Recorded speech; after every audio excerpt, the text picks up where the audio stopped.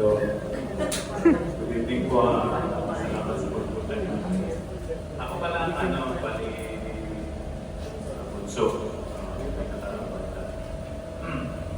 Wala akong naanda eh. So, siguro i-direct ko lang sa message yung lesson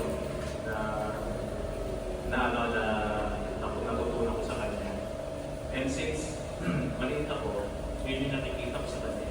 Isang yung pagiging religyosa. So, si Mama, bukod dun sa pagiging masipag, ang sandalan niya is yung faith niya.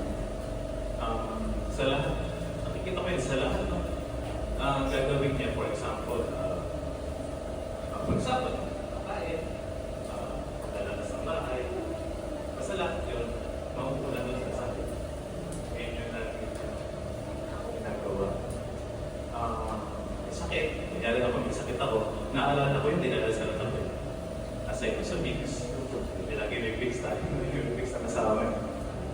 Basta yun ang ni Mama, parang yun yung naging trademark ko na anything na gagawin niya, yun yung typical na yung sinasabi natin na prayer first. Yun ang practice niya.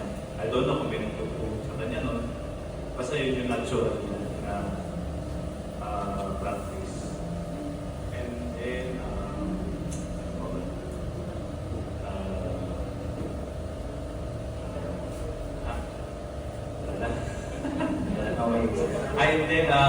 meron pala akong yung kanina nakikinig ako sa yung in between, isip ko na rin kasi nung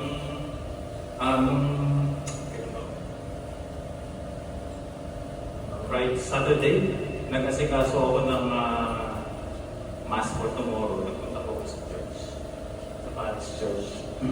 Naano ko po yung about sa in between eternity. Yung mga dapat gawin habang nandun pa sa stage na yun. Na-experience ko siya ng Saturday.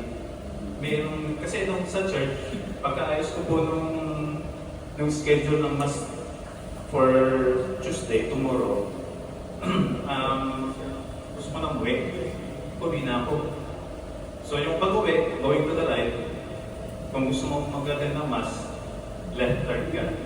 Napa-left turn ako. Sabi ko, spend ako ng siguro ng mga 5 minutes. Nakabike lang ako eh.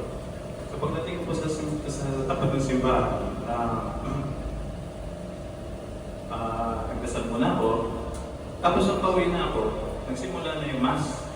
Nahiya na ako umalis. Sabi ko, diretso ko na. Tapos yung, to cut it short, ang na-feel ko po nun,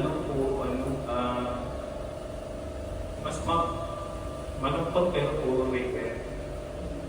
Yung mga, parang sinabi ko na, parang, yun na, tapos na. Wala si Mama. Doon mo may isip yung mga, hindi mo na todo. Hindi mo na full yung, spend mo ng time, yung maging masaya kayo, kwentuhan kayo na masasaya. Although, pero sabi ko sa sarili ko, ako yung kasama niya kasi magkasama po kami sa bahay. So, parang kung titignan mo, hindi naman kulang. Pero yun na yung conclusion ko na akala nyo, nung buhay pa, nagagampanan ako. Pero pag nawala na pala yung tao, masasabi mo sa sarili mo na kulang pala. Kulang pala, sana mas kailangan pa. So yun yung sinabi ko sa anak ko, sabi ko, lagi mong itotodo yung love mo sa parents mo. Huwag ka mag-hesitate. Tapos yung sabi niya mga brother, yung mga nagpapadelay ng mga